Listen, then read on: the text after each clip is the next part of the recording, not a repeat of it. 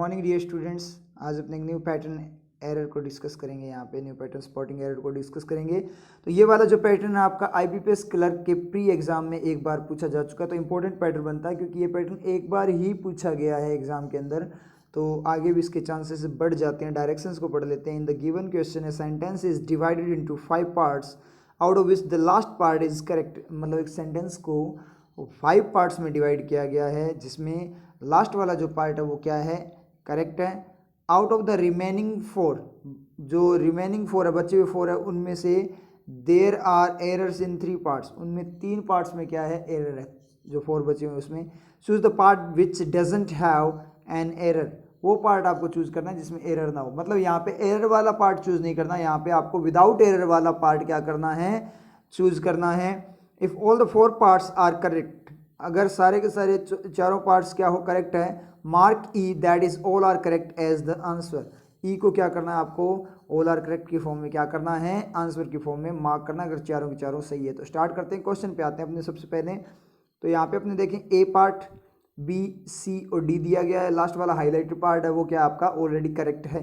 तो ये इतने पार्ट दिए गए हैं, तो अपने को क्या करना है, 3 में यहाँ पे एरर है, एक पार्ट में एरर नहीं है, तो आपको चूज करना है जिस पार्ट में एरर ना हो। बिल्कुल ईजी है, कोई दिक्कत नहीं है। आपको सिर्फ कॉन्फिडेंस के साथ देखना है कि जो आपको ज़्यादा बिल्कुल परफेक्ट सही लगे वो आपको चूज कर देना है, ठीक है। अदर वाले पार्ट अपने आप रॉन्ग हो जाएंगे क्योंकि एक ही पार्ट आप सेलेक्ट कर सकते हो। चलो यहाँ पे शुरू करते हैं एक बार, और सॉल्यूशन भी देखेंगे साथ साथ। एन कंप्लीट सॉल्यूशन की किस तरीके से उनको रॉन्ग करना है वो सारी चीज़ें देखेंगे। एग्जाम के अंदर कैसे करना वो भी बता दूंगा। An only way for India, an only एकमात्र जो आपका रास्ता है फॉर इंडिया, इंडिया के लिए, टू इमर्ज्ड, अब टू के बाद में इमर्ज्ड यूज हुआ है, मतलब V3 यूज हुआ है। V2 तो हो नहीं सकता, ये क्यों, क्योंकि डिड, इमर्ज तो होगा नहीं, डिड को मॉडल नहीं मिलेगा, टू के बाद में सर्वाइव नहीं करेगा।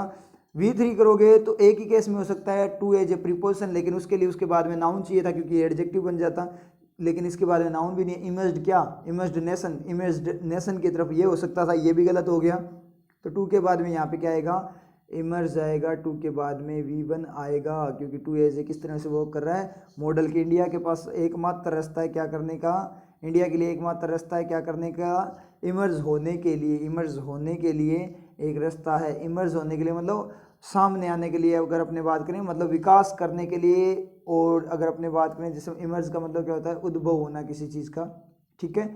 इमर्ज होने के लिए एज द फोर्थ पोल, किसकी तरह इमर्ज होना है, फोर्थ पोल की तरह। अब यहाँ पे देखें इमर्ज वाले में दिक्कत है, इमर्ज V1 आना चाहिए था, इमर्ज्ड अपना गलत हो जाएगा। तो बी पार्ट में अपने क्या है, एरर है, ABCD लिख लो आप। तो बी पार्ट क्या है आपका, रॉन्ग हो जाएगा। अब बी पार्ट आपका रॉन्ग हो जाएगा तो बी कौन सा है, ये वाला, तो ये वाला अपना इनकरेक्ट हो जाएगा, बी ऑप्शन।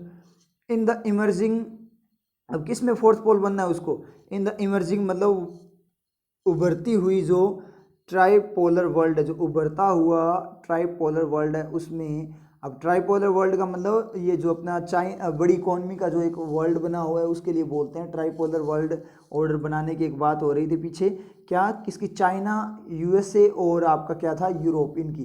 तो ये ट्राइपोलर वर्ल्ड था, तो यहाँ पे फोर्थ पोल इंडिया बन सकता है इकोनॉमी की फॉर्म में, अगर इकोनॉमिक फॉर्म में ग्रोथ करे तो। आर का सब्जेक्ट ढूंढो, ट्राइपोलर वर्ल्ड को कौन खा गया, इन खा गया, ठीक है। फोर्थ पोल एज, फोर्थ पोल की तरह एज के साथ चला गया, इमर्जेक्शन है ही, इंडिया आपका रहा नहीं, 4 के साथ गया, ओनली वे बचा। तो ओनली वे क्या है, वो क्या है, वो इज, आर नहीं आएगा यहाँ पे, इज आना चाहिए था ना क्योंकि ओनली वे यूज हुआ है ना यहाँ पे। तो ओनली वे सिंगुलर है, इसका मतलब आर भी यहाँ पे गलत है। तो सी वाले पार्ट में भी क्या है, एरर है, सी भी आपका क्या है, गलत है। यहाँ पे अपने देखें ऑप्शन में अपने चलें तो सी कौन से पार्ट में, सी देखो ये डी पार्ट में। अब ये चीज़ एक ध्यान रख लेना आप कि कहीं स्पीड में जाओ और सी वाले को एरर करनी हो और स्पीड में आप क्या कर दो, इसको सी ऑप्शन को क्या कर देना, मतलब गलत मत बना देना। सी ऑप्शन की बात नहीं हो रही, यहाँ सी पार्ट की बात हो रही है, और सी पार्ट कहाँ पे आपका, डी में है। ये चीज़ ध्यान रखना क्योंकि एग्जाम के अंदर स्पीड बहुत ज़्यादा होती है आप लोगों की, और माइंड की भी थोड़ी अनस्टेबिलिटी है। तो स्पीड के चक्कर में अपने क्या कर जाते हैं, वहाँ पे पढ़ते नहीं है डायरेक्ट। अगर मान लो सी ऑप्शन यहाँ पे सही होता, सी अपना सही होता, सी सही होता तो आप डी को टिक करते या सी को, डी ऑप्शन को टिक करते, क्योंकि सी पार्ट कहाँ है, डी में है। आप डायरेक्ट क्या करते हो, सी ऑप्शन को टिक करके आगे भाग जाते हो, देखते नहीं हो वहाँ पे ध्यान से। तो ये चीज़ ध्यान से देखना, गड़बड़ हो जाएगी। ABCD डायरेक्ट नहीं है इसके, ठीक है, क्योंकि सी की जगह डी और डी की जगह सी है। समझ में आ रही है ना चीज़। तो ऑप्शन आपको क्या करना था, डी क्लिक करना था। अगर सी सही होता तो ऑप्शन कौन सा क्लिक करना था, डी क्लिक करना था। गड़बड़ मत कर देना, ऑप्शन डायरेक्ट टिक मत कर देना सी, वो पार्ट सी की बात कर रहा है। समझ में आ रही चीज़। तो इज यहाँ पे आएगा, इसका मतलब सी में एरर है। इसका मतलब ओनली वे क्या है, वो इज। अब direct meaning low, only way is, वो एकमात्र रास्ता है, वो क्या, इज थ्रू, किसके थ्रू, किसके माध्यम से, through a new non alignment movement, एक नॉन अलाइनमेंट मूवमेंट के थ्रू। नॉन अलाइनमेंट का मतलब गुट निरपेक्षता, मतलब तटस्थ होना, किसी भी जैसे मान लीजिए बड़ी पावर है उसको सपोर्ट ना करना, ना तो उसके अगेंस्ट होना ना उसके फेवर में होना, जैसे इंडिया हमेशा से रहता है। जब ग्रुप बनते हैं कंट्रीज़ के, ठीक है, मतलब एक टाइप से पॉलिटिकल वे में बोल सकते हो, तब इंडिया क्या करता है, तटस्थ रहता है, ना तो वो अपोज करता है ना वो किसी एक को सपोर्ट करता है, वो सबके लिए बराबर रहता है। ठीक है, वो बात बोल रहा है, उसकी फॉर्म में वो जा सकता है। तो यहाँ कोई दिक्कत नहीं, but this is no easy task, लेकिन ये कोई इजी टास्क नहीं है। तो यहाँ तो कुछ करना ही नहीं है, ये तो क्या आपका ऑलरेडी करेक्ट है। तो यहाँ पे थ्रू वाले में कोई दिक्कत है, कोई दिक्कत नहीं। अब अपने पास ऑप्शन बचा ए और डी, अब हो गई गड़बड़। एक बार डी वाले को वापस से चेक करना, through a new non alignment movement, किसके थ्रू नहीं करना है वर्ल्ड को। अब आपको चेक करना है कहाँ पे चांसेस है चेंज होने के। एक न्यू नॉन अलाइनमेंट, इस मूवमेंट के थ्रू उन्हें क्या करना है, इंडिया के पास वे है, वे है वो क्या है, किसके थ्रू है, इस मूवमेंट के थ्रू है। ठीक है, यहाँ से जरा एक और चेक कर लेते हैं।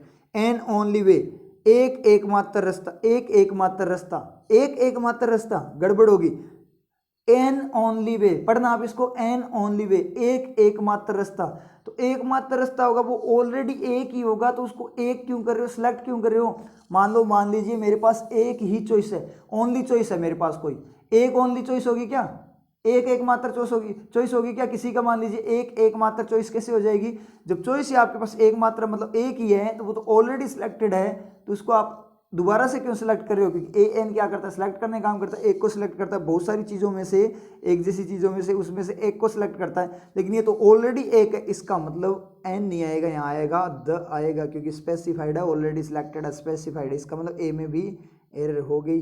तो अपना ऑप्शन टिक हो गया, कौन सा, सी ऑप्शन टिक हो गया, क्योंकि डी अपना करेक्ट है ना। डी किस में है, ये ध्यान रखना, डी किस में है, सी में। तो सी ऑप्शन अपना क्या हो गया, यहाँ पे करेक्ट टिक हो गया। समझ में आया, ऑल आर करेक्ट है नहीं, ऑलरेडी गलत हो गया। ठीक है, तो अपना ऑप्शन टिक हो गया यहाँ पे सी। क्लियर आपके, नेक्स्ट वन पे चलते हैं। स्टार्ट को डिलीरियम। डिलीरियम का मतलब क्या होता है, डिलीरियम होता है आपका, मान लीजिए माइंड की अनस्टेबिलिटी बोल सकते हो आप, एक इलनेस की फॉर्म में बोल सकते हो, माइंड के अंदर अनस्टेबिलिटी होती है।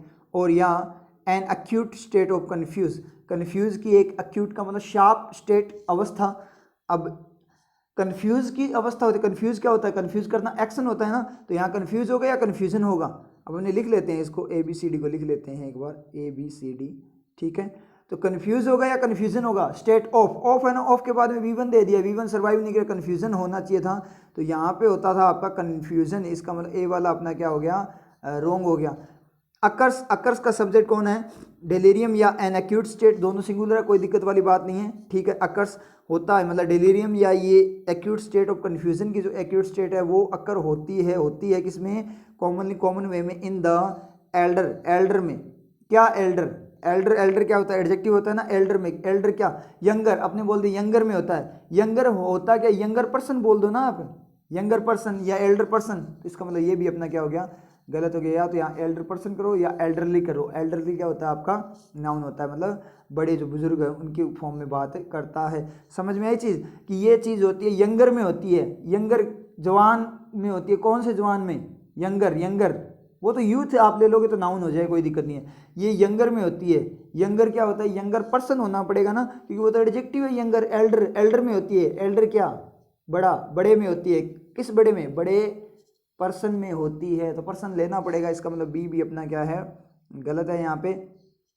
और क्यों होती है, रीजन दिया ड्यू टू, आप साथ में क्वेश्चन पूछते जाओ, स्कैनिंग चल रही है यहाँ पे। ड्यू टू क्यों होती है, किसके कारण होती है, अंडरलाइंग फिजिकल इलनेस। अंडरलाइंग का मतलब जो मूलभूत बेसिक जो फिजिकल इलनेस होती है, बॉडी की जो इलनेस बीमारी होती है उसके कारण, और डिसऑर्डर या फिर डिसऑर्डर्स के कारण होती है। एंड इज लिंक्ड, और लिंक्ड है, इज लिंक्ड, क्या लिंक्ड है, ये एक्यूट स्टेट, आपका रिफ्लेक्शन कहाँ से जा रहा है, अकर्स से पहले जा रहा है। एंड इज लिंक्ड, और लिंक्ड है for a care giver. Care giver का मतलब देखभाल करने वाला, care giver distress and hospitalisation. तो केयर गिवर देखभाल करने वाली टाइप की, देखभाल करने वाली जो डिस्ट्रेस है मतलब प्रॉब्लम है देखभाल करने की, उसकी देखभाल कर पाते हैं नहीं कर पाते हैं, वो प्रॉब्लम के लिए लिंक्ड है, उस प्रॉब्लम के लिए लिंक्ड है या उस प्रॉब्लम की तरफ लिंक्ड है, उस प्रॉब्लम के साथ लिंक्ड है ना, इसका मतलब 4 नहीं आएगा, क्या आएगा 2 आएगा। इसका मतलब डी में भी क्या है अपने गड़बड़ है, लेकिन सी में कोई गड़बड़ है क्या, ड्यू टू। ये होता यूजुअली सामान्य तौर पे होता क्यों है, ये गड़बड़ क्यों होती है, किसके कारण होती है, अंडरलाइंग फिजिकल इलनेस या डिसऑर्डर्स के कारण होती है। तो किसके कारण, अंडरलाइंग मूलभूत फिजिकल इलनेस के कारण होती है। इसका मतलब क्या हुआ, सी में कोई गड़बड़ नहीं है, तो सी अपना क्या है, करेक्ट है। सी किस में है, ऑप्शन जिसमें सी है, ए ऑप्शन अपना क्या हो जाएगा, यहाँ पे क्लिक हो जाएगा। समझ में आया, ठीक है। अब नेक्स्ट वन पे चलते हैं। स्टार्ट करो, to a untrained eye, to a एक अनट्रेंड आई। अब स्कैनिंग करो, to a untrained, a untrained, a untrained बोला, ए के बाद में अनट्रेंड है, अन का मतलब क्या है, वोवल साउंड है, इसका मतलब ए नहीं आएगा एन आएगा, इसका मतलब ए में एरर आ गई, ए नहीं आएगा एन आएगा, क्योंकि अनट्रेंड है ना, वोवल साउंड है, वोवल साउंड के लिए एन आता है।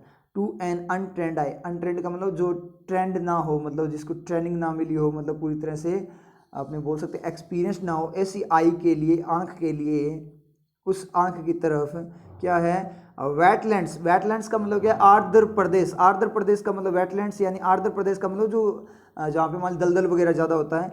आर कोई दिक्कत नहीं, वेटलैंड्स की बात हो रही, आर इजीली एंड फ्रिक्वेंटली, वो क्या इजी वे में और फ्रिक्वेंट मतलब लगातार वे में मिस्टेक। अब यहाँ पे अपने बात करें इजीली और फ्रिक्वेंटली क्या है, एडवर्ब है, इसको एक बार हटा दो, एक्स्ट्रा इन्फॉर्मेशन हटा दो, तो क्या जाएगा सेंटेंस आपका, वेटलैंड्स आर मिस्टेक। तो वेटलैंड्स क्या है, मिस्टेक है, गलती है। टू बी वेस्टलैंड, क्या होने के लिए गलती है, वेस्टलैंड होने के लिए, खराब लैंड, खराब भूमि होने के लिए, खराब भूमि मतलब जिनका कोई यूज़ नहीं है, अनुपयोगी भूमि होने के लिए गलती है। वेटलैंड्स गलती है, क्यों, किसी ने गलती थोड़ी की है। तो आर मिस्टेक नहीं होगा, आर मिस्टेकन होगा, मतलब गलत वे में लिए गए, किसकी तरफ। अब उन आंखों के लिए क्या है, आंखों के लिए क्या है, वो एक गलती है, या आंखों के तरफ वो मिस्टेकन है, मतलब गलत वे में उनको देखा गया है, गलत वे में मिस्टेकन। ही इज मिस्टेकन का मतलब जैसे मान लीजिए उसने कोई बात बोली और आपको बुरा लग गया, तो आपने मान लो उसने गलत नहीं बोला हो आपके लिए, लेकिन आपने उसको गलत तरीके से ले लिया, तो क्या होता है, he is mistaken, I am mistaken by you. इसका मतलब मैं मिस्टेकन किया गया, मतलब आप मुझे गलत समझा गया आपके द्वारा, मुझे सही तरीके से नहीं लिया, मतलब मिस्टेकन गलत फॉर्म में आपने ले लिया, मैं ऐसा नहीं बोलना चाहता था। इसका मतलब उन आंखों के लिए वेटलैंड्स क्या है, मिस्टेकन गलत वे में लिए गए हैं, ना कि उन आंखों के लिए वो गलती है। वेटलैंड जो स्थान है गीले, जो जहाँ पे दलदल वगैरह, वो स्थान गलती थोड़ी हो सकती है, वो तो नेचुरल है, तो कोई मीनिंग नहीं आ रहा, इसका मतलब मिस्टेकन होगा। इसका मतलब बी में भी, यहाँ पे बी में नहीं सी में सॉरी एरर है, बी में तो अभी तक मुझे कोई एरर लगी नहीं।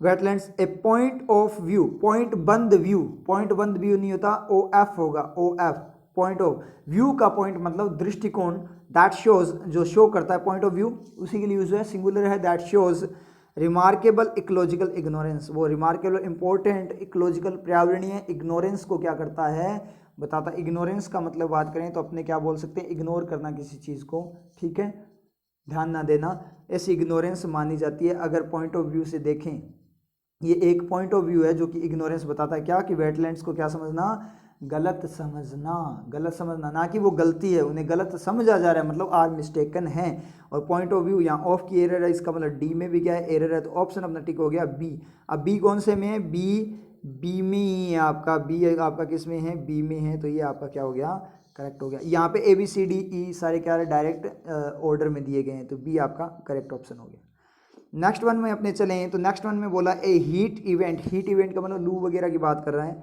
हैव सीरियस इम्प्लीकेशंस, इम्प्लीकेशन का मतलब उलझने, बाधाएं हैं। तो हैव का सब्जेक्ट ढूंढो जल्दी, साथ साथ आप स्कैनिंग करते जाओ। हैव का सब्जेक्ट क्या है, ए हीट इवेंट है ना, ए हीट इवेंट है, एक हीट इवेंट की बात हो रही है, इसका मतलब क्या हुआ, सिंगुलर, तो डू हैव या डज हैव, डज हैव इसका मतलब हैज़ आना चाहिए था, इसका मतलब यहाँ पे अपने क्या है, एरर है, इसका मतलब ए पार्ट में अपने क्या है, एरर है। इम्प्लीकेशंस मतलब उसकी बाधाएं हैं, बहुत सारी इम्प्लीकेशंस हो सकती है सीरियस इम्प्लीकेशन किसके कारण, हीट इवेंट मतलब लू वगैरह के कारण, ऑन पब्लिक हेल्थ, किस पे, पब्लिक हेल्थ पे, ठीक है, पब्लिक हेल्थ पे सही है। इट कैन लीड, ये लीड कर सकता है, मतलब अगर सर हो सकता है, लीड कर सकता है, बिल्कुल सही है, यहाँ कोई दिक्कत नहीं है, इट कैन लीड, मतलब बी में अब मुझे कोई एरर नहीं लगी अभी तक। With two fatal heat stroke, with two lead कर सकता है किसी के साथ, टू फैटल हीट स्ट्रोक किसकी तरफ है? फैटल हीट स्ट्रोक, झटका, हीट का जो झटका है, ठीक है, स्ट्रोक का मतलब अटैक है, हीट का जो अटैक है उसकी तरफ के साथ, उसकी तरफ साथ कर सकती है। विद टू गड़बड़ सी हो रही है, तो विद को हटाना एक बार। यहाँ पे क्या बोला? Lead to, it can lead to. अगर ये मतलब इसकी बाधाएं होती है और ये बाधाएं हैं, मतलब ये जो हीट इवेंट है वो लीड कर सकता है किसकी तरफ?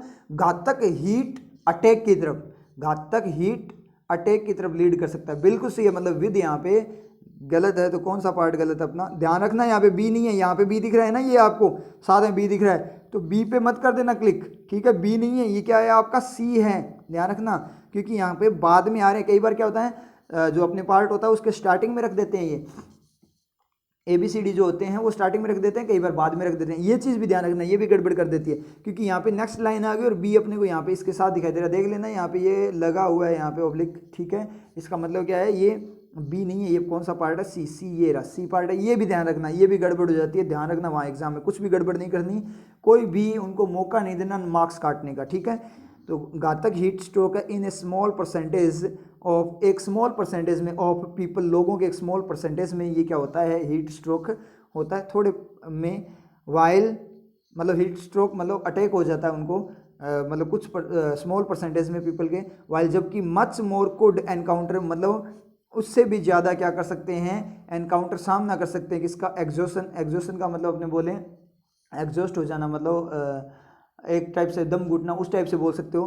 क्रैम्प्स का मतलब अपने बात करें, क्रैम्प का मतलब होता है आपका जैसे अकड़ना, बॉडी अकड़ जाना, ठीक है? एंड फेंटिंग का मतलब बेहोशी वगैरह, उसको क्या कर सकता है? वो क्या कर सकते हैं? उन चीज़ों को एनकाउंटर कर सकते हैं। मोर, मच मोर मतलब ज़्यादा लोगों की बात हो रही है, एनकाउंटर का मतलब प्लूरल, कोई दिक्कत वाली बात नहीं है, उनका फेस सामना कर सकते हैं। मच मोर, अब ये मच मोर कौन कर सकते हैं? अब इसने बोला ए स्मॉल परसेंटेज लोगों का जो स्मॉल, अब यहाँ पे बी और डी में गड़बड़ होगी, बी में मुझे कोई गड़बड़ लगी नहीं, ठीक है? क्योंकि इंप्लीकेशन, बाधाएं हो सकती हैं पब्लिक हेल्थ पे। इट कैन लीड, और लीड कर सकता है, कोई दिक्कत नहीं है। यहाँ तक लीड में भी एरर होती तो बी में नहीं होती। इट कैन कोई दिक्कत नहीं, कर सकता है, मतलब फैटल हीट, घातक हीट स्ट्रोक में, ठीक है? उसकी तरफ। लेकिन अब यहाँ पे पढ़ कर देखो, मीनिंग लेते हैं दोबारा से, डी वाला मीनिंग लेते हैं दोबारा से, कि हीट स्ट्रोक क्या होता है? लोगों के स्मॉल परसेंटेज में हीट स्ट्रोक होता है, जबकि मच मोर मतलब मच ज़्यादा, और क्या कर सकते हैं? एनकाउंटर कर सकते हैं किसको? एग्जॉशन, क्रैम्प्स और फैंटिंग को एनकाउंटर कर सकते हैं। तो ये किसके लिए यूज है? पीपल के लिए यूज है ना। तो मच पीपल पढ़ना एक बार आप, मच पीपल, ज़्यादा पीपल, ज़्यादा पीपल। तो लेकिन अपने ज़्यादा पीपल बोलते हैं ना, वो मच पीपल नहीं होता, वो मैनी पीपल होता है, क्योंकि काउंटिंग की फॉर्म में होता है ना, तो उसके लिए मैनी यूज होता है। अब आप डिफरेंस देखो, मच यूज होता है क्वांटिटी के लिए, मात्रा के लिए, वजन को दिखाता है, और मतलब आप पढ़ोगे ना तो आपको भार सा दिखाई देगा, वजन, वेट दिखाई देगा। तो पीपल वजन है क्या? लोगों को बोलोगे मच पीपल मतलब लोगों का वजन ज़्यादा, तो ये गड़बड़ होगी ना। मैनी का मतलब बहुत सारे लोगों की बात करेगा, इसका मतलब मच नहीं आएगा, यहाँ पे क्या आएगा? मैनी आएगा। मच और मैनी में क्या डिफरेंस है? मच क्वांटिटी को बताता है, मात्रा को बताता है। लोगों की मात्रा होगी क्या, या लोगों की संख्या होगी? लोगों की संख्या होगी, लोगों का वजन। अब मैंने बोला बहुत सारे लोग हैं यहाँ पे, तो बहुत ज़्यादा ऐसे वजन की फॉर्म में लोग दिखेंगे या गिनने की फॉर्म में दिखेंगे? गिनने की फॉर्म में, काउंटिंग की फॉर्म में दिखे ना, तो ये आएगा मैनी। काउंटिंग का एलिमेंट होता है मैनी, और क्वांटिटी का एलिमेंट यानी मात्रा, भार का एलिमेंट होता है वो आपका मच होता है। तो मच नहीं होगा, वहाँ आएगा मैनी। इसका मतलब डी में भी क्या है? एरर है। ऑप्शन क्लिक हो गया अपना, बी करेक्ट हो गया यहाँ पे। तो करेक्ट बी जो आपका है वो कौन से ऑप्शन में है? ऑप्शन बी नहीं है, एलिमेंट जो बी है वो कौन से में? सी में है। तो सी यहाँ पे आपका क्या हो जाएगा? करेक्ट टिक हो जाएगा। आई थिंक क्लियर है। इस सूरजमुखी के पुष्प की विशेषता तो आप सब जानते ही होंगे। अपने नाम को सार्थक करते हुए इसका मुख सदैव सूरज की दिशा में ही होता है, और जैसे जैसे सूरज आकाश में अपनी दिशा बदलता है, वैसे ही सूरजमुखी का पुष्प सूरज का अनुसरण करते हुए अपना मुख उसी दिशा में मोड़ लेता है।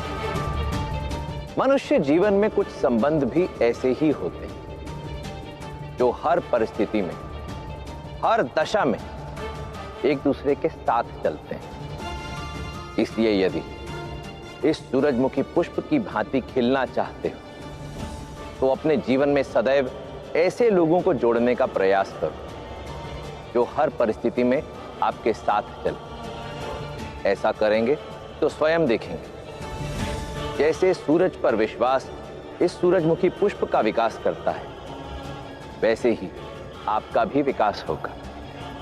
नीतियां मेरी, नियति आपकी,